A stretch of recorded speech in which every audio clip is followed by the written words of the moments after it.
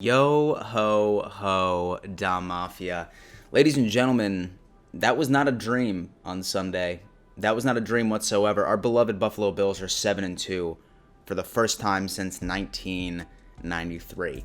And one thing that I love more than the Bills being 7-2 than anything else is the fact that those pessimistic fans who only tend to engage with my videos thinking about saying something like, oh, like the Bills played like shit. Like, yeah, they won. They barely won. They didn't do that. They didn't do that. They didn't do that. Well, let me tell you what.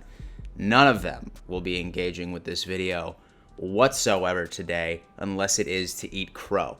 Because I don't care whether or not that you consider yourself a realistic fan or some other synonym of pessimism.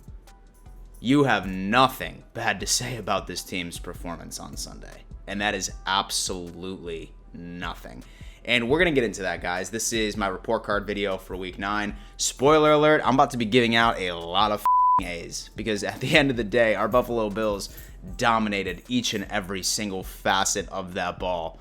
But we will get into it. Just a reminder, guys, I am giving away either a PS5 or an Xbox Series X the moment that I surpass 10,000 subscribers. I'm about 500 subscribers away. So say that you want to enter the contest. It's very simple. The only thing you need to do is subscribe to this channel, like this video, screenshot proof of that, and DM it to me on Instagram. My Instagram is @RealDanMitchell, and you will be entered into the giveaway. Like I said, the second that I surpass 10,000, I'm going to go on ahead and make some special vlog for you guys. Hopefully be able to make you laugh, and I'll be announcing the winner there. So definitely stay tuned. So yeah, Da Mafia, like I said, I mean, that performance gave me a massive boner, like that entire game. I'm not going to lie to you. I've been waiting to see our team play like this.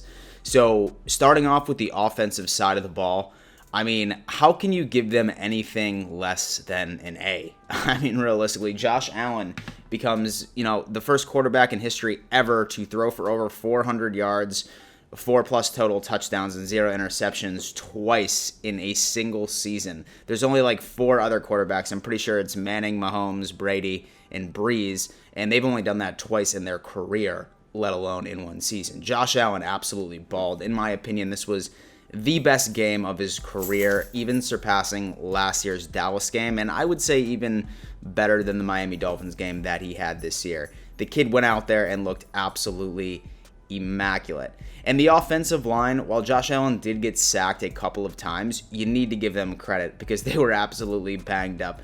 Ford ended up leaving the game. We were obviously without Mitch Morse. Feliciano ended up stepping up pretty well, in my opinion.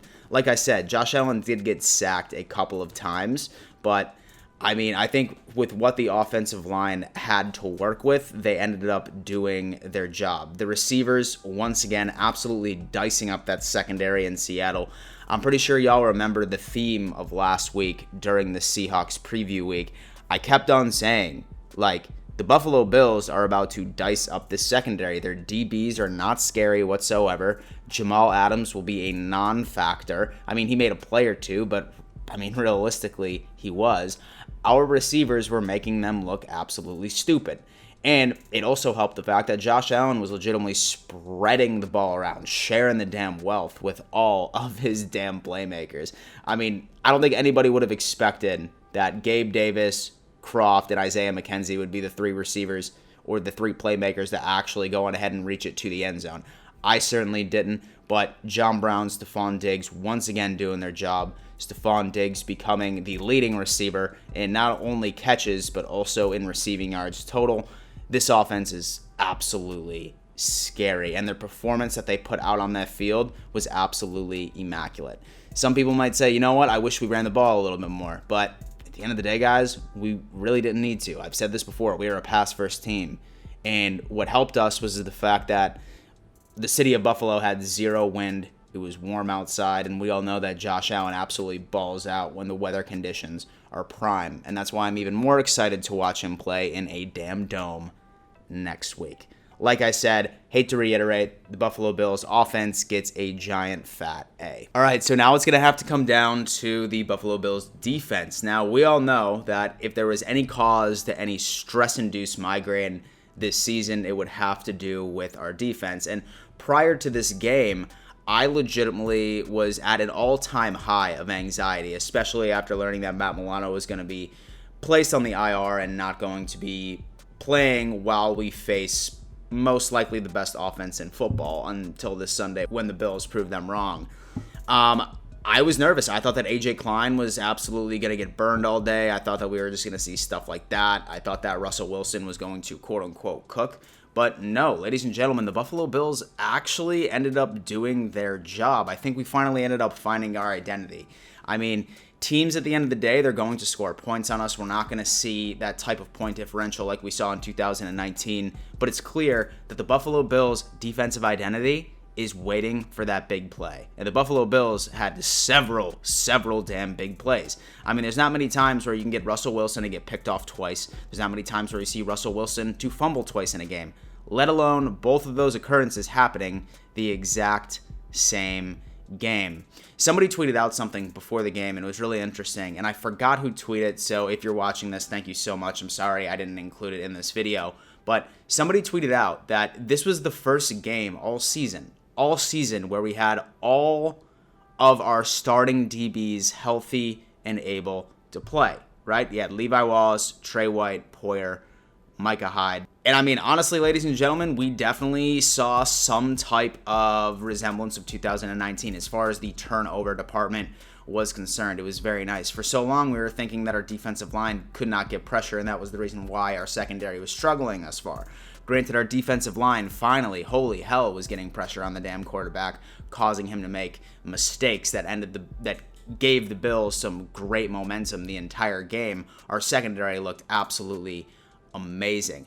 Same with our defensive line, and same with our front seven. So the linebackers were going on ahead and making plays. We were making great sacks. AJ Klein, am I right, dude? My dude played out of his mind, and I think all of Bills Mafia deserves to go on ahead and give that dude a massive apology.